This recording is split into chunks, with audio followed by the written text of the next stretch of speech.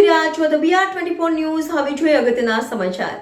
કરજણ નગરપાલિકાની ચૂંટણીમાં ward number 7માં ભાજપના જિલ્લા પ્રમુખની જીભ લપસતા માનવ અધિકારે કર્યો સતીશભાઈ નિશાળિયાને ફોન ઓડિયો થયો વાયરલ. કરજણ નગરપાલિકાની ચૂંટણીમાં ત્રિપાંખિયા જંગ વચ્ચે ભાજપના વડોદરા જિલ્લા પ્રમુખ સતીશભાઈ નિશાળિયા ઉશ્કેરાટભર્યું ભાષણ કરતા જીભ લપસી અને સીધું વોર્ડ નંબર 7ની જનતાને આપી ધમકી. ધમકીમાં જણાવ્યું કે તમે અમારી પેનલ જીતીને લાવશો તો તમારા મકાન બચશે અને દગો કર્યો તો મકાનો ઉપર બુલડોઝર ફરશે તેવો સોશિયલ મીડિયામાં વાયરલ થતા ચકચાર મચી. સતીશભાઈ નિશાળિયાનો વિડીયો સીધો પહોંચ્યો માનવ અધિકાર મંચ પાસે. માનવ અધિકારી પ્રસંગભાઈએ સતીશભાઈ નિશાળિયાને કરી સીધી ટેલિફોનિક વાત.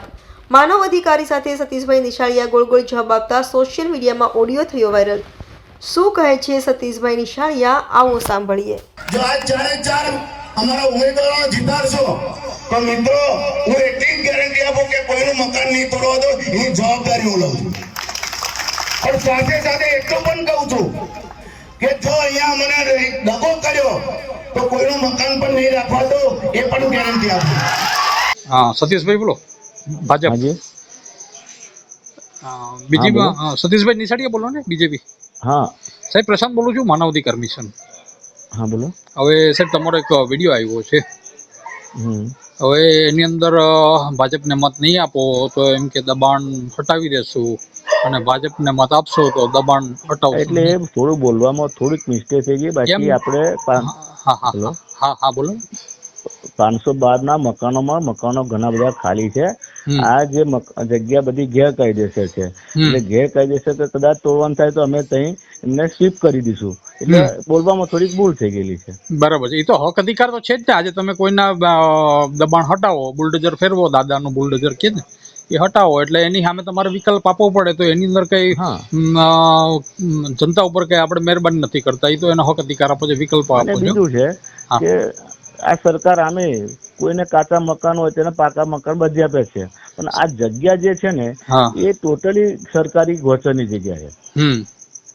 બરાબર છે. એ તો દબાણ હોય તો હટાવી દેવું જોઈએ, બરાબર છે, પણ એની સામે વિકલ્પ આપવો જોઈએ. હવે તમે એમ કહો છો કે આ સરકાર આપે છે, બરાબર છે, એટલે પેલા તોડીને પછી વિકલ્પ આપવાનો હોય કે પેલા વિકલ્પ તૈયાર કરીને આપવાના ને. અમે ત્યાં ખાલી જ છે મકાનો, અને એની અંદર પછી એ લોકોને શિફ્ટ કરીને બાકીના ખુરશી નવા ટાવર ઉભા 512 મકાન બનાવેલા છે. બરાબર છે.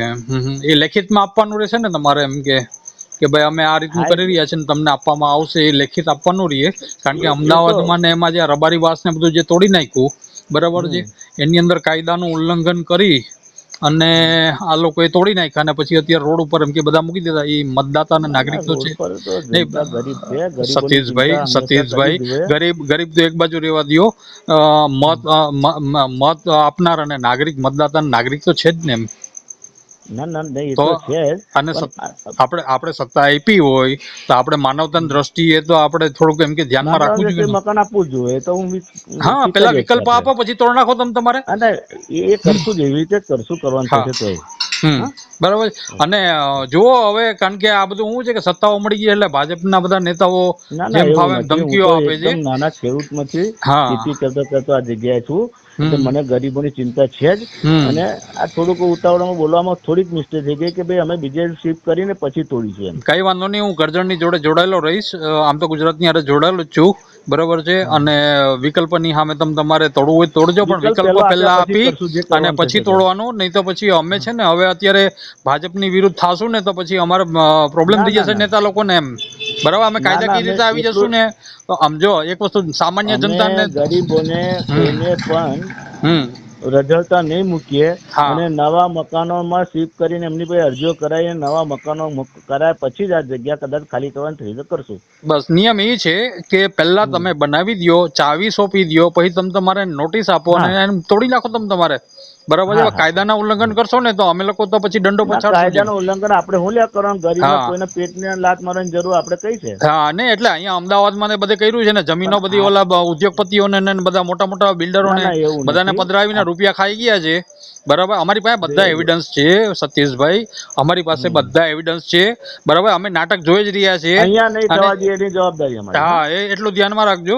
અને અમને ધ્યાનમાં જ છે ને, જે દિવસે આમાં કાયદાકીય સકંજાની અંદર આવ્યા એટલે સીધું અમે જેલ ભેગા જ કરશું એમ બધાને.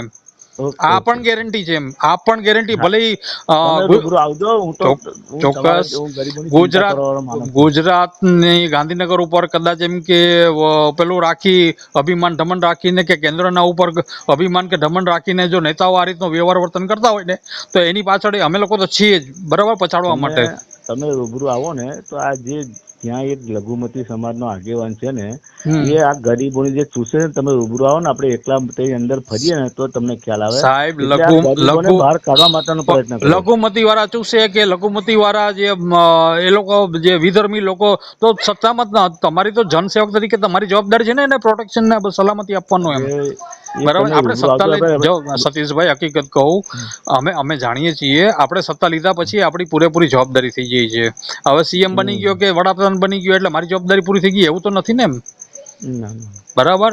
આટલી 140 તમે કરોડ એની ચિંતા ના કરશો. હા, આપણે હા. કદાચ કઈ થશે તો નવા જગ્યા શિફ્ટ કર્યા વગર કશું નહીં થાય એની ગેરંટી આપણી. હા, ચોક્કસ. અને જનતા ટેક્સ ભરે છે ને એનો ફાયદો આપો, બરાબર છે, ઓકે, મારું એટલું કેવું છે એમ, બરાબર. ઓકે.